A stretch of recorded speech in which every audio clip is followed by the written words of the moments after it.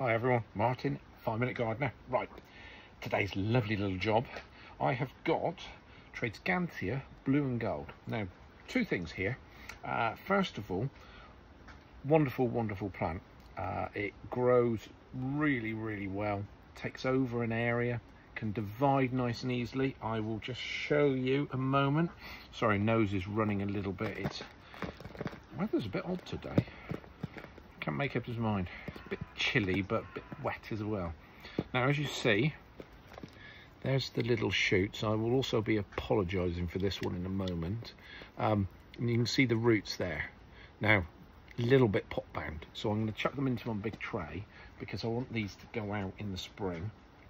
As another example there. Now, I'm going to show you about how easily these are to divide, and let's see if I can chop my hand off at the same time. Trowel, I've just made a little sort of cut in the middle there.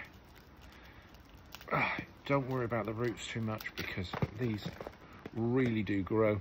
Two plants, and it is pretty much as easy as that. Now, coming on to my apology, whilst I carry on just potting a few of these up, I might split some, I might not.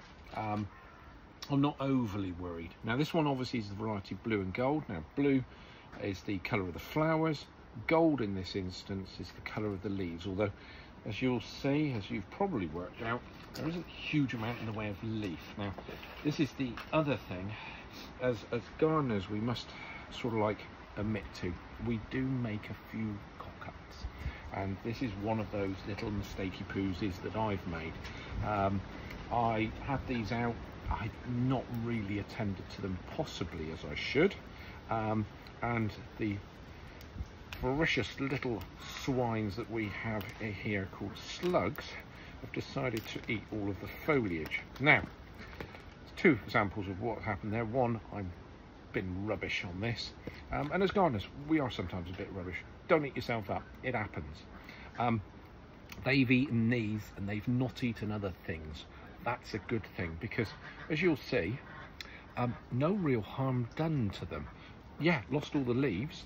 Yes, I'll have to make sure that the little sluggies don't come back. But obviously largely to do with our frog population that's hopefully going to come and eat them all up. But also, it sometimes doesn't matter. And in this particular instance, it doesn't. You know, as I say, I can take these, I can treat these pretty roughly. They are a great plant. And I'll tell you what, here you go. There you go, that's the pot that I was confronted with this plant and with all the others that I've been planting. That's how bad it is. Take off the top, and that's what's underneath. There you go. What a great plant. These will grow. See, even the ducks are green. These will grow nicely. Excuse me a moment. Can you lot shush up? Honestly.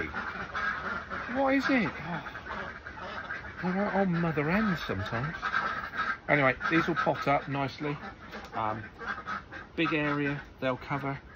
They will grow on, they will multiply. You will be dividing these up.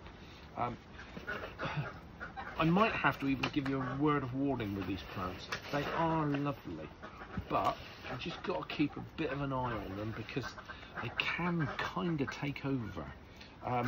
That's not necessarily a bad thing because what you do is just dig them up, give them to friends, do what you like with them. So, you know, it's not a huge problem, but they will expand. They quite merrily do that. But anyway, what I've done is I've popped those up. I've divided a few. I could have divided more, in fairness, but I haven't. I've got a few more to pot up, but I'm not going to bore you with that. Again, normal potting compost, get them in. Those, I'm going to stick them out, get them a little bit wet, and then what I'm going to do is chuck them under cover. Probably keep them away from the slugs for a little bit, get a nice bit of growth. In the spring, get them out, stick them somewhere, and watch them grow. Really enjoy them. Fantastic plants. Anyway, I'm off to have a bit of Peking duck.